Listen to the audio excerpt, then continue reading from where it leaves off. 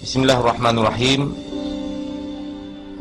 Alhamdulillah wassalatu wassalamu ala Rasulillah sallallahu alaihi wasallam wa ala alihi wa ashabihi wa man tabi'ahum bi ihsanin ila yaumil amma ba'd. Elok juga saya mengenal beliau sepintas lalu. Beliau merupakan salah seorang mantan penggarah strategi hal ehwal orang Melayu Islam dalam parti DAP suatu ketika dahulu, berada di hadapan tuan-tuan dan puan-puan untuk memberi satu taklimat. Jadi di sini terlebih dahulu saya ingin memperkenalkan diri saya lah, siapa sebenarnya Muhammad Razali ini. Saya ni anak jati Pulau Pinang, lahir di Pulau Pinang, besar di Pulau Pinang, belajar di Pulau Pinang. Saya ini merupakan bekas setiausaha politik pada ataupun lebih dikenali sebagai Lim Guo Eng, pegawai tugas-tugas khas dia. Kami dilatih oleh pakar-pakar daripada luar negara. Saya dilatih hampir 3 tahun oleh pihak Israel. Tugas utama saya semasa saya berada dalam kerajaan negeri adalah merancang bagaimana nak mengusir orang Melayu ni keluar daripada Pulau Pinang. Saya tak tuduh orang lain. Saya tak kata orang tu baik, orang ni baik. Saya kata saya lah orang yang terlibat secara langsung isu di tanah-tanah orang Melayu di Pulau Pinang ni, isu di pokok asam di Juntung, isu di balik pulau, Bayan Mutiara, pelupusan tapak masjid yang berharga 185 juta ni. Saya lah orang yang terlibat secara langsung, yang merancang. Saya ni merupakan anak mas lah pada anak Lim Guo Eng ni. Tapi saya tidak akan muncul di hadapan, tak pernah muncul di hadapan. Selalunya akan berada di belakang tabir saja. Saya tidak dibenarkan muncul di hadapan sampai tahap tu. Ini merupakan ketua pakar strategi DAP, Tony Poh, ahli Parlimen Petaling Jaya. Di bawah dia lah kami 16 orang berada. Itu untuk pengetahuan tuan-tuan dan puan. Di sini saya ingin berkongsi satu pengalaman saya. Apa yang latihan yang diberikan oleh pihak Yahudi. Di sebelah Ketua Menteri Pulau Pinang, beliau merupakan pengarah urusan Ivory Property yang telah mengambil projek Bayan Mutiara. Bayan Mutiara ni bukan diberi secara open tender. Kami telah berbincang 3 hari 2 malam di situ. Itu tidak diberi open tender. 2009 kita dah set lah nak bagi dekat Ivory Property. Begitu juga dengan projek-projek lain yang sedang rancak sekarang, sedang diusahakan di bahagian terutamanya di bahagian Batu Feringgi tu. Island Resort, Moonlight Bay, semua itu merupakan saya lah orang yang terlibat. Walaupun tak dapat kelulusan disebabkan di lereng bukit, tetapi saya berjaya menggunakan kuasa yang ada kat saya, menginfluence kerajaan negeri supaya memberi kelulusan kepada Ivory Property. Banyaklah saya buat di sana tuan-tuan. Merampas tanah-tanah orang Melayu, merobohkan kedai-kedai orang Melayu, itu saya lah orang dia. Kalau kami tahu kata dia tu tak sokong Pakatan Rakyat, tak sokong DAP, kita akan pastikan kedai dia akan diroboh. Walaupun dia ada lesen, tak ada apa, kita akan cari teknikal apa pun untuk merobohkan kedai dia, atau sekurang-kurangnya menyaman dia, bagi denda. Macam tu cara kami. Kalau dia tu merupakan penyokong Pakatan Rakyat, you tak ada lesen pun tak ada masalah, kita akan benarkan you menyaga. Contoh saya boleh bagi, tuan-tuan kalau pergi ke Pulau Pinang, pergilah ke jalan New Lane, berhampiran dengan Hotel Sunway. Di sana merupakan penyokong-penyokong tegar DAP yang menjaga di sana. Mereka tidak mempunyai lesen ke apa pun tidak. Disebabkan mereka hardcore DAP, kita sanggup tutup jalan daripada pukul 4 sampai pukul 12 untuk memandangkan mereka menjaga. Sebab mereka penyokong DAP. Kalau penyokong UMNO ke Barisan Nasional, padah yang akan menanti dia. Apabila saya sampai di Sibu, tempat tinggal ataupun hotel, bilik hotel yang sepatutnya yang disediakan oleh DAP ni telah pun diambil alih oleh rakan saya daripada Selangor. Jadi kita maklumlah, bila dah bubar dewan tu, hotel penuh tiba-tiba. DAP usaha untuk carikan satu tempat tinggal untuk saya, tak dapat. Last sekali pukul 7.30 barulah pihak DAP membuat satu keputusan. Akhirnya saya telah ditempatkan di salah sebuah gereja di Sibu, di asrama gereja. Kiri kanan padri-padri daripada luar negara duduk. Saya tanya dekat dia, apa you buat sini hampir 5 tahun? Nama dia Martin. Beliau ni fasih berbahasa Melayu, cukup fasih, padri ni. Tugas utama dia adalah untuk mengkristiankan orang-orang Melayu di situ. Dia kata terlalu ramai, lots. Paling kurang, dia tak sekurang-kurangnya 2 orang Melayu akan dikristiankan setiap minggu. Bayangkan dia duduk sana 5 tahun, 1 padri. Tak termasuk padri-padri yang lain. Saya nampak tuan-tuan, depan mata saya ni, 2 orang gadis Melayu pakai tudung labuh, pakai baju kurung, masuk ke dalam gereja. Mereka pergi ke mana? Tempat semayang orang Kristian dalam tu, Dewan Semayang. Menghampiri Dewan Semayang orang Kristian, nampak satu papan kenyataan. Tahu dia tulis apa? Muslim and pet not allowed. Orang Islam dan binatang tak dibenarkan masuk. DAP bertanding 15 kursi di Sarawak. Kami menang 12. Kali pertama DAP menang. Saya berjaya mengasut mereka semua ni supaya membenci kerajaan Barisan Nasional. Saya buat benda ni. Kita pun guna politik wang juga. Siapa kata DAP tak guna politik wang? Kita guna lagi banyak. DAP, kekuatan atau kewangan DAP sekarang ni terlalu kukuh. Saya berani jamin, saya berani kata DAP merupakan satu parti yang paling kaya dalam Malaysia ni. Paling kaya. UMNO pun tak kaya macam DAP. Kekuatan ekonomi yang mereka ada sekarang selepas 2008 ni berbeza. Cukup berbeza. Jadi kita buat satu keputusan, ingin menjemput 12 calon yang benar di sana datang ke Pulau Pinang untuk merayakan bersama-sama kami. Saya tanya dekat rakan saya, kenapa padri ni semua hadir? Sedangkan ini cuma majlis makan malam DAP saja. Dia kata mereka merupakan ketua-ketua padri daripada beberapa negara asing. Rasa macam satu sanksi kat saya ni. Majlis makan malam DAP pasti apa? Ketua padri luar negara dengan dalam negara hadir. Rasa tak puas hati. Tapi saya diam. Saya mendiamkan diri. Datang pula seorang padri daripada Seri Aman. Nama dia Padri Jackson. Ucapan beliau, dia kata mereka telah membuat satu frame time. Dalam jangka masa 10 tahun, mereka akan pastikan agama resmi Malaysia adalah agama Kristian. Dan pada masa itulah YB Jeff telah bangun dan memberi satu kenyataan. Dia kata apa? Pihak DAP telah setuju untuk bekerjasama dengan pihak Kristian untuk menjayakan misi ini. Kita akan berganding bahu dengan pihak Kristian untuk pastikan dalam masa 10 tahun agama resmi Malaysia adalah agama Kristian.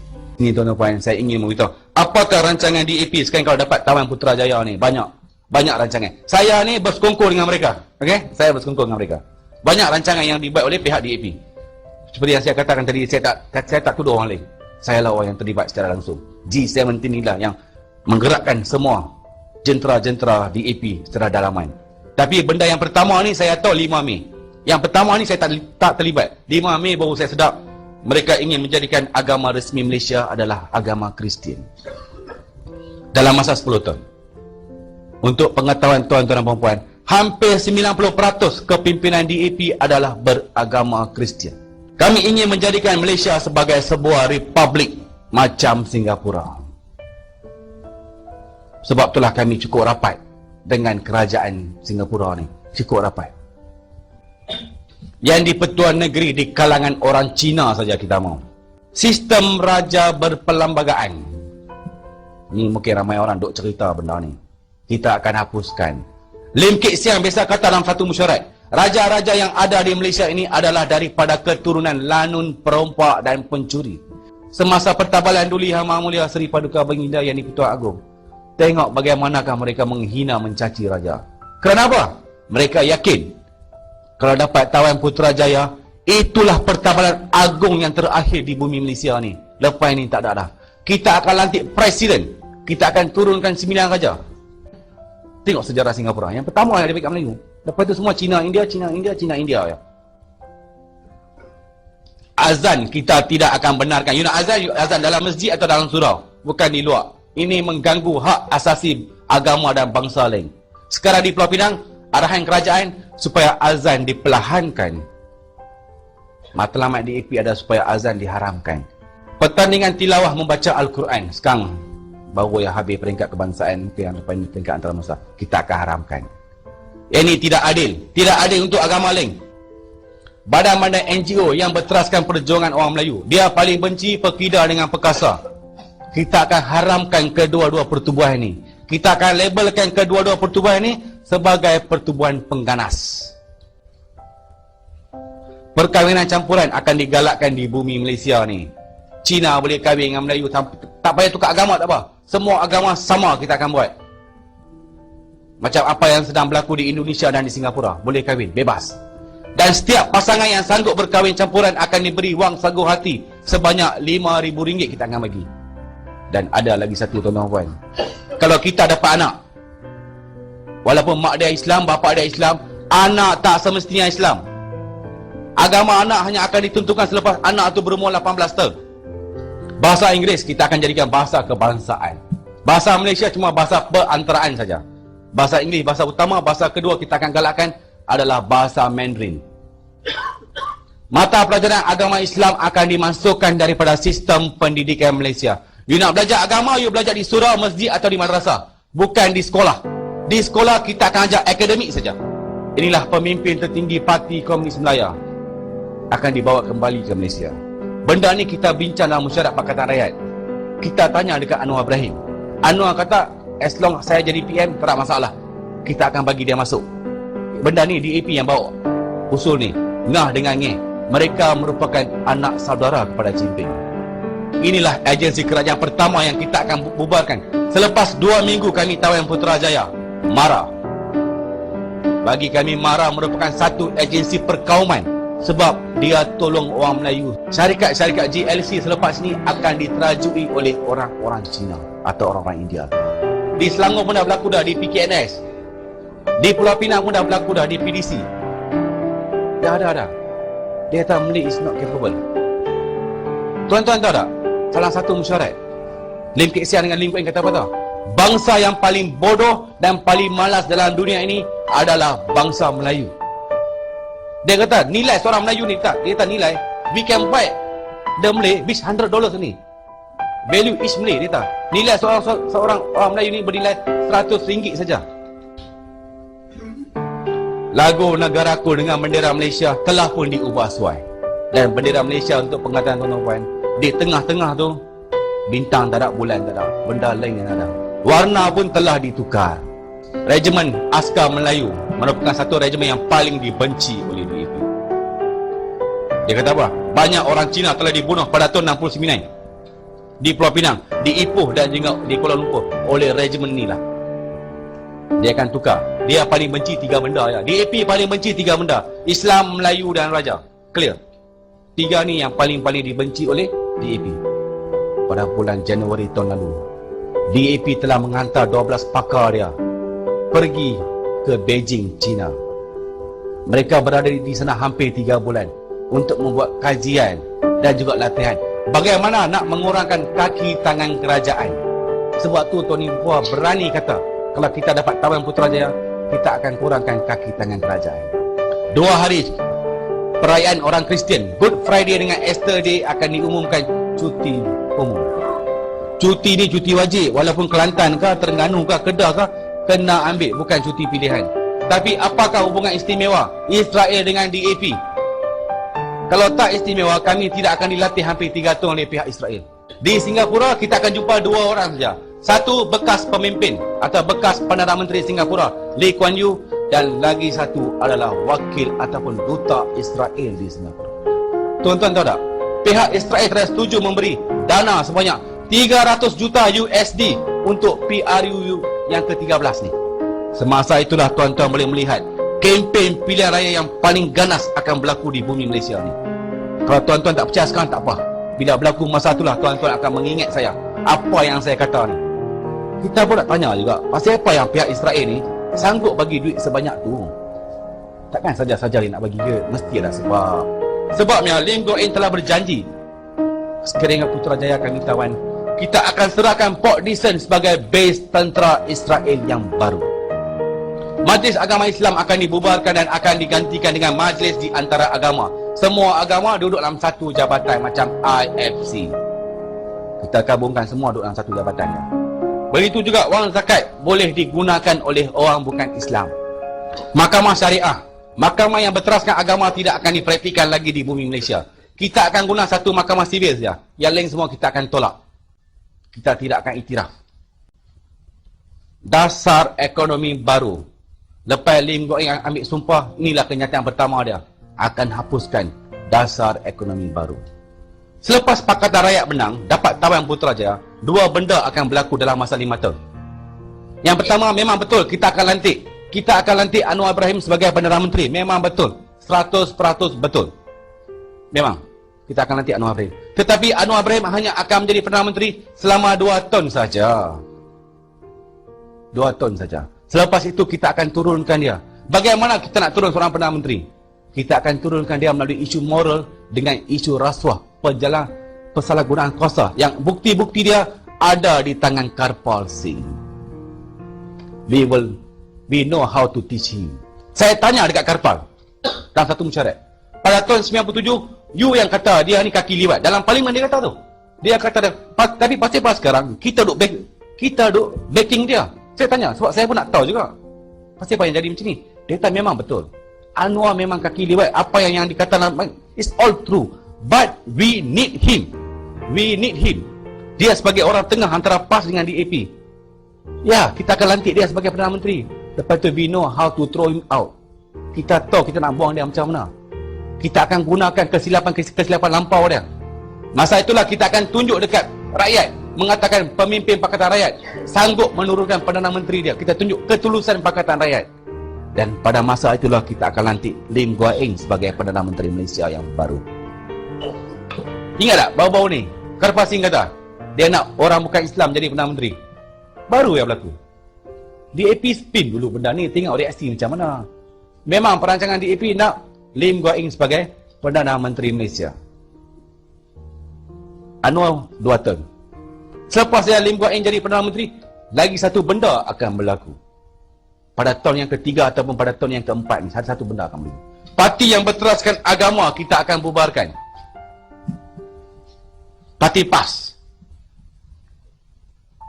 Ini orang PAS pun tak tahu benda ni, perancangan DAP. Kita tengok sekarang pemimpin PAS ni macam mana. Tak macam dulu dah. Berbeza dah. Berbeza sangat. Banyak pemimpin PAS sekarang terlalu liberal. Terlalu liberal. Dulu dia kata apa? Nak tegakkan Islam. Kena belasah dengan Karpal Singh, dia tukar kebajikan pula. Dia boleh kata pula, dalam Al-Quran tak ada perkataan negara Islam. Lama ni yang mereka duk juang tu apa? Apa yang mereka menjualkan selama ni? Kita tengok kenyataan Presiden PAS. Adi Awang kata apa? Salah satu kenyataan dia, kita boleh kawan dengan Yahudi, kita tak boleh kawan dengan Zionis. Apa beza Yahudi dengan Zionis ni? Ada beza tuan-tuan? Ada beza? Apa beza kinzir dengan babi? Apa beza riba dengan bunga? Nama saja lain, benda yang sama. Awak yang bengong sangat Presiden PAS ni. Penyokong dia lagi satu. Taksub sangat. Bukalah minda, bukalah hati awak, taksub sangat ni. Lepas ni betul dah, 5 perut 3 serangkai, buta perut tak ada akal. Tak mau tutup, everything close ya. Sampai macam tu lah. Kita tengok, bersih lah. Saya ambil contoh bersih. Tempat yang paling suci untuk orang Islam, Mekah dengan Madinah pun dikotori oleh siapa? Puak-puak ni. Adakah DAP buat di KLC, di tempat tokong Cina ada? DAP buat bersih. Adakah orang India buat Batu Kif? Bersih ada? Adakah? Tengok siapa yang menjadi baruah DAP ni. Tempat paling suci orang Islam ni. Dua tempat tu pun dicemari sampai macam tu lah. Disebabkan politik lah. Sampai macam tu nak tunjuk kesetiaan kepada DAP. Mak Sabu dengan pemimpin DAP yang lain duduk.